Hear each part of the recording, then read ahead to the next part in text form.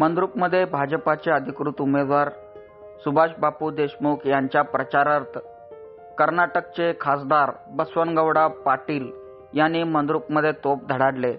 यांच्या बसवनगौडा पाटील यांचा सभा ऐकण्यासाठी तुफान गर्दी मंद्रुपमध्ये पाहायला मिळाली. सुभाष बापू देशमुख यांच्या प्रचार सभेसाठी मंद्रुपमध्ये मोठ्या प्रमाणात जनसमुदाय एकत्र आले होते. त्यामुळे बापूंचा हवा असे सर्वत्र चर्चा आहे.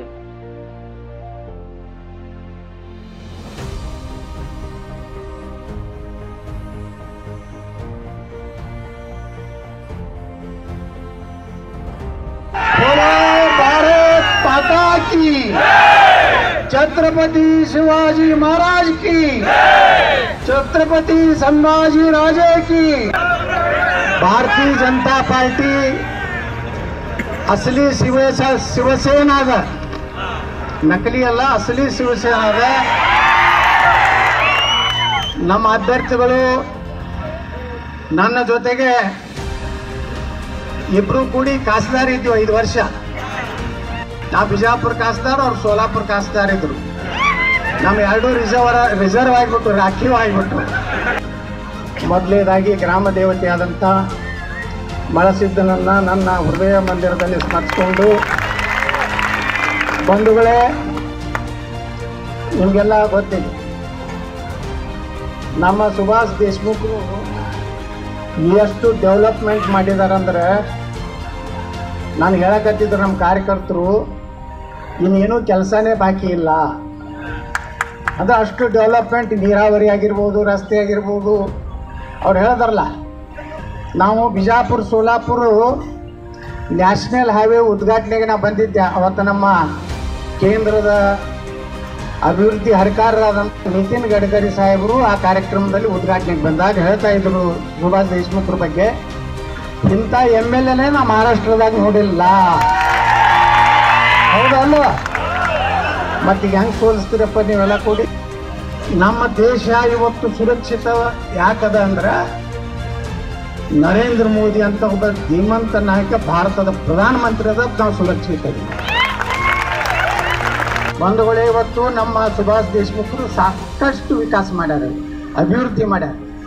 ನಾವು ಅಭಿವೃದ್ಧಿಗೆ ಓಟ್ ಹಾಕಬೇಕು ಹೊರತು ಒಂದು ದಿವಸ ರಾತ್ರಿ ಕೊಡುವಂಥ ದಾರುಕ ಕೋಳಿ ಬಿರಿಯಾನಿಗೆ ಹಾಕಿಬಿಟ್ರೆ 5 ವರ್ಷ ಹೊಡಿಬೇಕಾಗ್ತದೆ.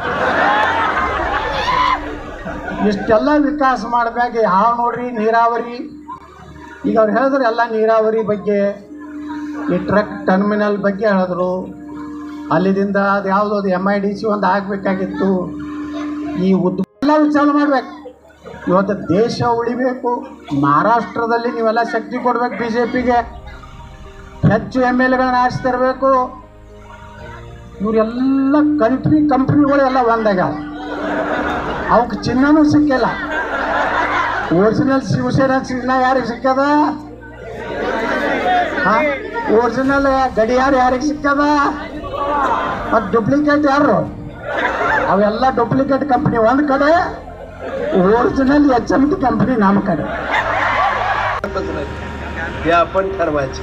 जरा आठवा बरं, जरा दक्षिण तालुक्यातल्या लोकांनी लोकमंगल कारखाना सुरू व्हायच्या अगोदर आपला ऊस बांधावर टाकला.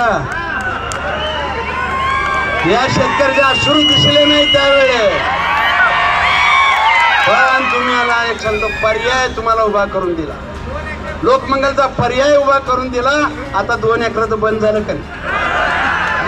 पर्याय तुम्ही चिंता करू नका, मी सगळ्याला पर्याय देतो. मी तुम्हाला सगळ्या गोष्टीला पर्याय, कुणी काय पण मागा, मी पर्याय द्यायला तयार आहे.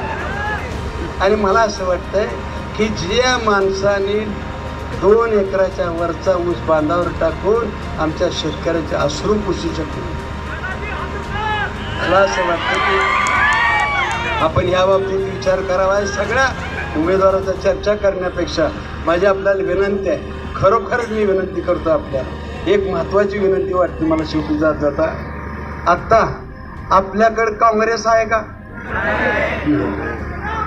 मग माझे इथं बसलेल्या काँग्रेसमधले काही लोक असतील आहेत, काँग्रेसमधले पण मला असं वाटतंय काँग्रेसनं तुमच्या नेत्याला फसवलं असं म्हणतात. काँग्रेसने तुमच्या नेत्याचा अपमान, घोर अपमान केलेला आहे. काँग्रेसच्या नेत्यानं शेवटपर्यंत ए बी फॉर्म अल्लाह अल्लाह अल्लाह अल्लाह इतकं फसवलेलं आहे. इथं बसलेल्या काँग्रेसच्या मतदाराला आणि कार्यकर्त्याला माझे हात जोडून विनंती आहे, एक संधी आहे तुम्हाला आता, आणि मी तुम्हाला परत सांगतो ही संधी परत येणार नाही. तुम्ही एकदा फक्त माझ्या बरोबर या, तुम्हाला विश्वास देतो. मी माझ्या सर्व कार्यकर्त्याला विनंती करतो, जरा ह्यांना मोठेपणा द्या. जरा सगळ्या काँग्रेसच्या कार्यकर्त्याला मोठेपणा द्या. जे काय जादा होईल ते त्यांना लागला. आणि म्हणून आपण घरात कोणाच्या लग्न, आपल्या घरात लग्न, थोडस त्यांना जरा पाहुण्या रावळ्याला जरा चांगलं सुभाष बापू तुम आगे बढ़ो, सुभाष बापू तुम आगे बढ़ो, भारतीय जनता पार्टी पक्षाचा. माझी आपल्याला या निमित्ताने विनंती आहे की खरोखरच आजपर्यंत काँग्रेसवरती प्रचंड प्रेम तुम्ही लोकांनी केलेलं असेल. एकदा फक्त म्हणजे काँग्रेसच्या माझ्या मित्राला, काँग्रेसच्या माझ्या मतदाराला, काँग्रेसच्या कार्यकर्त्याला माझी नम्रपणाने एकदा फक्त जीबीआर घेऊन बघावं. लय माणसं भाजपची चांगली आहे ती.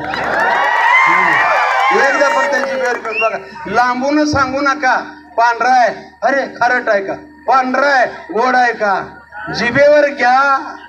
कुणाच्या तरी सांगण्यावरनं तिखट गोड आंबट असताना सुद्धा कॉन्ट्रॅक्टरच्या CSR मधून तो आपल्याला ब्रिज कम बंधारा करून दिला. मग बंधारा झाला. कट्टावा देवी आहे, तिथं घाट बांधला. ज्येष्ठांना बसायला, तरुण मित्रांना, बालकांना बसायला, खेळायला तिथं एक झालेला आहे. नागम्मा देवी आपल्या ह्याला नांदणीला सुद्धा असंच आपण तीर्थक्षेत्र विकसित करावं. वनविभागाची थोडी जमीन घेतली, तलाव आहे तिथं, आणि कट्टावा देवीचा जीर्णोद्धार करून ते सुद्धा आपल्याला हे करायला हवं.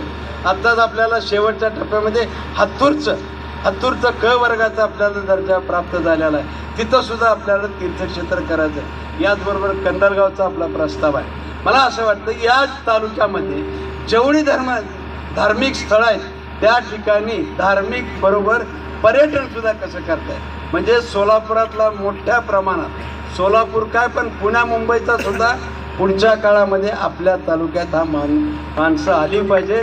या ठिकाणी रोजगार निर्माण झाला. एका यमाडीवर मी अवलंबून नाही, अशा अनेक पर्याय काढायचा आपण प्रयत्न करायला. आणि म्हणून मला असं वाटतं, मी खरं म्हणजे भरपूर बोलू शकतो, पण तुम्ही ऐकायला आलात कसं बडा साहेब काय, त्याच्यावर मी आता थोडंसं आवर्त घेतो थोडंसं, कारण सांगायला मी भरपूर सांगू शकतो. 2 तास सांगा म्हणलं तर मी कारण आता प्रत्येक गावाचा अभ्यास झाला आहे, प्रत्येक शहरातल्या कानाकोपऱ्याचा अभ्यास आहे, आणि कुठल्या गावाला काय करावं लागते ते बी पाठ झालेलं आहे. म्हणजे त्याच्यामुळे मला असं वाटतं, माझी तुम्हाला विनंती आहे, तुमच्या मनातला तालुका जो काय असेल त्याच्यापेक्षा अधिक चांगला तालुका करायची जबाबदारी माझी आहे. तुम्ही फक्त एकच मी म्हणत असतो, तुम्ही स्वप्न बघा, ते स्वप्न काय आहे ते मला सांगा, ते पूर्णत्वास न्यायचे काम सुद्धा मी करू. मला तरी असं वाटतं की मला स्वप्न पडणारी माणसं पाहिजे, आणि स्वप्नात तुम्हाला काय काय आले ते सांगा, ते पूर्ण करायला. काल गडकरी साहेब काय म्हणले, राज्याचे देवेंद्रजी असतील किंवा केंद्रात त्यांनी स्वतः असतील, जेवढं काय तुम्ही मागाल तेवढं द्यायला तयार आहेत आपण. त्याच्यामुळे मला, मी कुणाच्या भरोश्यावर म्हणतोय, मी त्यांच्या भरोश्यावर म्हणतोय, आणि त्यांना कुणाच्या भरोश्यावर सांगतोय, तुमच्या भरोश्यावर सांगतो, बरोबर ना. मग आम्हाला आमचा तालुका कसा करायचा हे आपण विचारावं. मला असं वाटतं की अनेक योजना आहेत, हे आपल्याला चालू ठेवायचे. तर म्हणजे खूप आहे. उद्या अजून उरलं सुरलं तर पंढरकवट्याला बोलतो, सकाळी मी तिथं बोलतो. आज आपल्याला बसनगौड पाटील साहेबांचं ऐकतो. मी तुम्हाला विनंती करतो, आपल्यासमोर 25 उमेदवार आहेत, माझ्यासहित 25 उमेदवार आहेत. 25 उमेदवाराचा अभ्यास करायला लावा जनतेला, की 25 उमेदवार कसे आहेत. सामाजिक काम असेल, शासकीय काम असेल, कुठले आहेत मला असं वाटतं की मी कोणाची टीका टिप्पणी केली नाही. माझ्या रोज टीका टिप्पणी चालू आहे सध्या, आणि मी त्याचा निवडून झाल्यावर मी उत्तरच देतो. सगळं आपल्या साक्षी. पण मला एकच करायचंय, मी कामानं उंची वाढवते.